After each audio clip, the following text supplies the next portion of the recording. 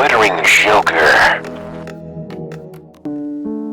Hey guys, tonight we're looking at an art piece that I did tonight.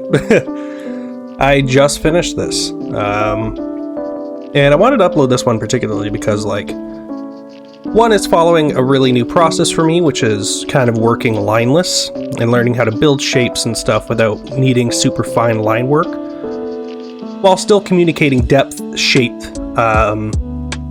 and visual intrigue, right? I'm not really aiming for photorealism. We definitely kind of have a stylization about it. It's probably worth noting I was working off reference for this piece. So you'll see a lot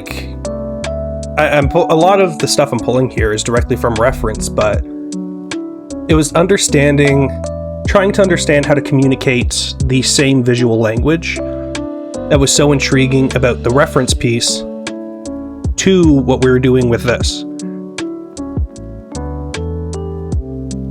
With so much of the main feature being brown, we really needed to kind of figure out how to create additional visual intrigue. So we do this with the low opacity brush like we did in our last piece, Crock and Candy. And we use that to kind of layer multiple colors to kind of get differentiating textures in the fur. Here we're so far just working on outlines and stuff, highlighting the big areas where there's a lot of light. Here you see we come in, we hit a lot of shadow, really defining a lot of the shape and helping really push the depth. Now I know what you might be thinking, because I stared at this for a while and something was off about it, and I didn't know what until I flipped canvas. Half the face is really squished, and it looks kind of silly. And that actually will rear its head very shortly, because right now we're working on another highlight on the edges. It's worth noting for these paintings I do only work on one layer as well. At least per thing, so the bear is all in one layer. Here we do the claws, we only do a few colors just to highlight and stuff, build the shape. But soon, at some point, we're going to wait until we're done to stone before we talk about this, because I don't remember when I do it. I have a horrible memory, my retention's awful.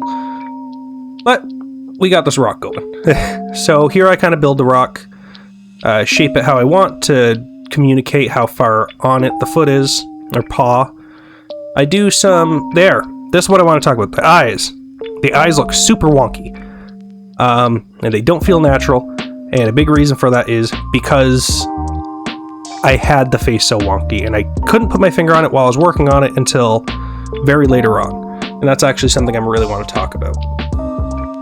Here we're building up the background, and we're actually not worrying about detailing much here, which I know sounds weird. But we're going to be using Gaussian blur, which kind of is like a visual blur, and that's because the reference photo I was pulling from, the depth of field was really interesting. So from foreground to midground to background, the focal point was the bear, so it kind of got, it got more blurry as you look further into the back of the picture. We're building all our shapes, we're building up our vegetation, our trees, our branches, rock and background, and I think around here is when we'll start hitting the blur. And then now, I had called it done.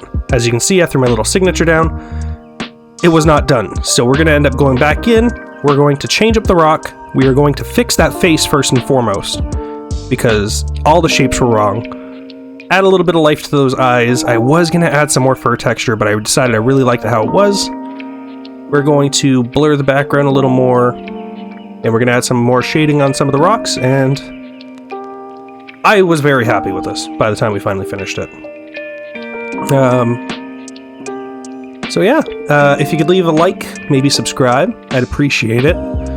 I'll try and be back with some more of these soon. Thank you very much, take care, good night.